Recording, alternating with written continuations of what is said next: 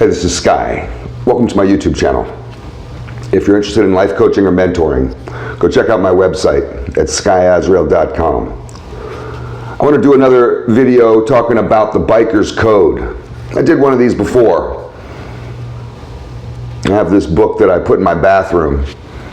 If you ever come over to the house and you're in the bathroom, forget your cell phone, you can check out The Biker's Code, Wisdom for the Ride, written by Stuart Miller, Jeffrey Moss. I don't know these guys.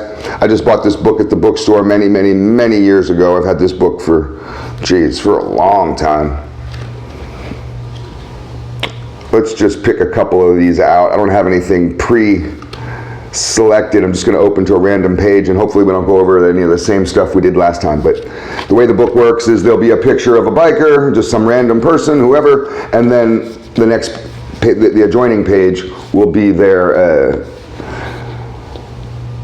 wisdom, their contribution to the book. So this guy is Martin Shapiro, nicknamed Marty, professional photographer, been riding 7 years. He has a 1998 Harley Davidson Electra Glide Standard.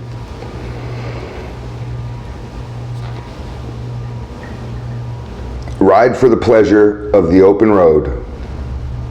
Be courteous to all, bike or car. Watch out for young girls. They have no respect for a bike. Never ride angry or preoccupied. Well, he packs a lot into a little half a page there. So, ride for the pleasure of the open road. It's absolutely it for me. I've ridden to commute. You know, that's one thing, but I went for a ride today. I needed it. I just enjoy that being on the road with no lights, long stretch, me and the lines, and just the game of setting myself up for the turns as I get into them and come out of them. I do that all day. Be courteous to all, bike or car. I believe that. Some guys on the sport bikes, and I'm not trying to dog no sport bike guys, but here in Florida, we get some of these sport bike guys that can be rather aggressive on the road, and they, you know, I hate to generalize, but sometimes, especially if it's a young dude, real young dude on a fast, brand new sport bike, and daddy bought him, they can be rather aggressive around cars, around other bikers. I've had people, I'll be riding on my Road King, just doing my own thing, and some guy on a CBR 1000 that his parents just bought, college kid, will come in my lane. I don't care if you're in the next lane over. He'll be in my lane and just go past me like a rocket. Watch out for young girls. They have no respect for a bike. It's so true. I don't run into it so much here, but when I lived in Los Angeles, oh my God. Anytime I felt like someone was about to run me off the road, and I would get into those scenarios every week. I commuted every day on my bike. All the time, somebody is about to smash into you. And you wonder, did they see me? And a lot of times it felt like they did. And it would always be a young girl in an SUV. The young chick in an SUV is the most dangerous thing on the road. I would think that she definitely saw me. I make eye contact with her, and she'll come right at you, run you right off the road. And the final thing he said, that Marty says, is never ride angry or preoccupied. And I've learned that. I used to do the Tom Cruise thing, Top Gun, in the first movie where he's just all emotional and gets on his bike and just rides it out. I used to do that shit. I'd get all pissed off, get my little bitchy attitude, and I'd be out of here. Me and my brother get in an argument. I'd storm off, get on my bike, and just ride off. You get fucking into some hairy situations when you're preoccupied, when your mind isn't present. That's why I use riding as an exercise of presence, of staying present. Let's go to another one. See what we got here. This guy, James Spike Basso. He's a carpenter. He's been riding for 20 years. He has a 2000 Harley Davidson Super Glide. Every biker is an American biker. I don't know what that means. We'll have to hash this out together. The Sunday after the trade towers went down, 20,000 of us did a run to the New Jersey Vietnam Memorial to raise money to benefit the victims. Everybody has a bad look out for bikers. Americans would have changed their minds if they had seen us. At least 18,000 were Harley Davidsons. Some guys even painted their faces red, white, and blue, and flags, lots of flags, and everybody cheering us on. We're America's symbol of freedom, and they didn't even show it on TV that night. Unfortunately, that's how they always do us. They only show the bad, they never show the good. That 9/11 shit fucked me up. I remember watching it on TV as the second plane hit. And I just walked out of my living room. I was living in Los Angeles. I turned the TV on. I saw the second plane hit. I was devastated. I couldn't believe it. Who would do that? I was mortified and angry at the same time. I wanted blood. I had Muslim friends at that time. I unfriended them all. Fuck all you motherfuckers. This is how you guys are?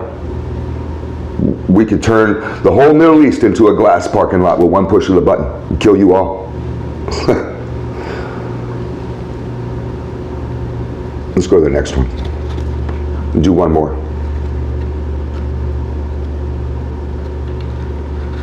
Okay, this is a sport bike rider. I did a couple Harleys, do a sport bike rider. And we got this dude here in his full leathers. Tim Rinaldi, and his nickname is Nestor. He's a plumber. Those guys make a lot of money. You young kids out there want to look for a fucking career, be a plumber, man. Those plumbers charge a lot. But he's been riding 25 years, and he has a Yamaha Y2F R1 fast bike. But the Yamahas, the fucking rattle boxes, man. The Yamahas rattle. The Hondas kind of rattle too. And you're like, I just spent all this money on this fucking Ferrari on two wheels and it rattles. The Kawasaki's are tight. I like Kawasaki's. I'm a Kawasaki guy when it comes to the sport bike shit. So let's see what Nestor has to say. He's a bald head guy, so he says, I look different. Putting on a helmet allows me to feel the same or equal, and that allows me to express myself through the freedom of riding.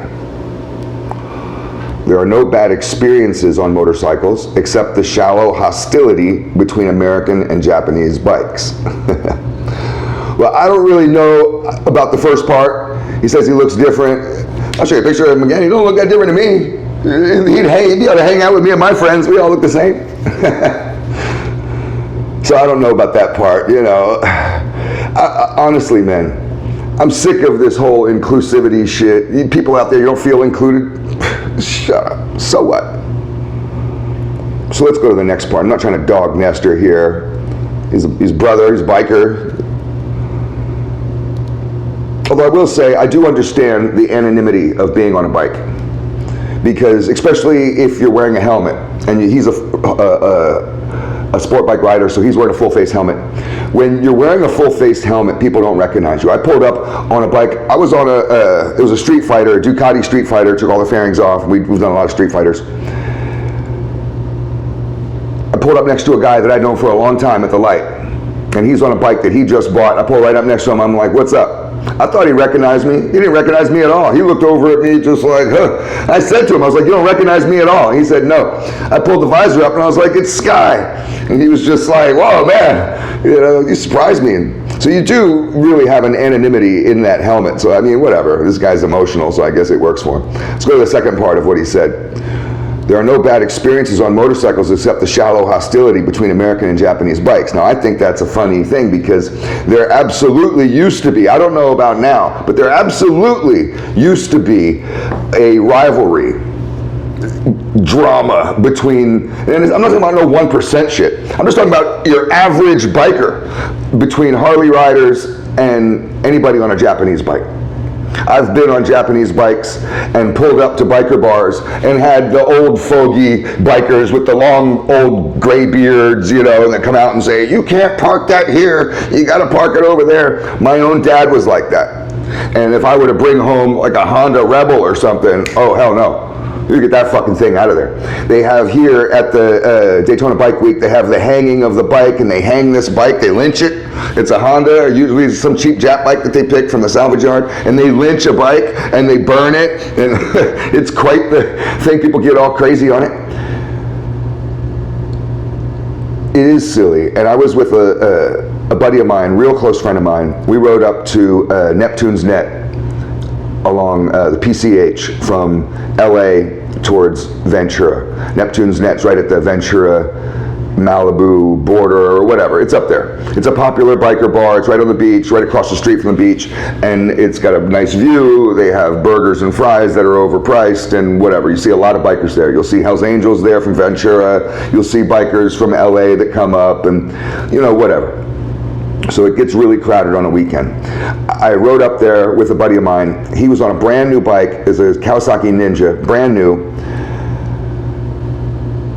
And he liked to have race tires on there. Just because you could get race tires cheap. Slicks.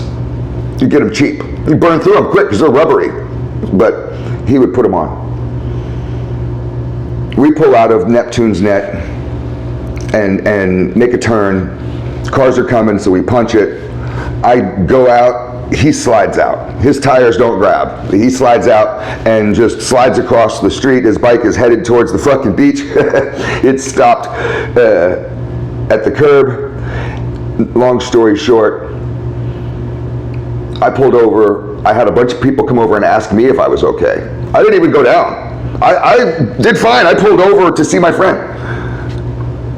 It was mostly all Harley riders there. Not a single one of the Harley riders asked my friend if he was okay, asked him if he needed to use a cell phone to call a tow truck, wanted to ask him if they could help him lift the bike up. In fact, the ones that were standing around me were making fun of him, talking shit about him, talking shit about his bike, and laughing at him. He could have been seriously injured, and they were laughing at him, and I was so upset about it. I was just like, man, why would it matter what he's on? So he's a piece of shit that deserves to, break his neck on a bike because you don't like the fact that it's a Kawasaki? What kind of dumb shit is that? So I rode home. He had his bike towed, and I rode home pissed. And I was like, kind of mad at myself, I guess, because I felt like I should have stood up for my friend more verbally. Not that I'm not fighting anybody, but I should have been like, you guys shut the fuck up. Instead, I just kind of let people run their mouths. But that rivalry did exist. So that's what made me think of it. It's biker's wisdom. In the back it says, ride or die, baby. Thanks for watching.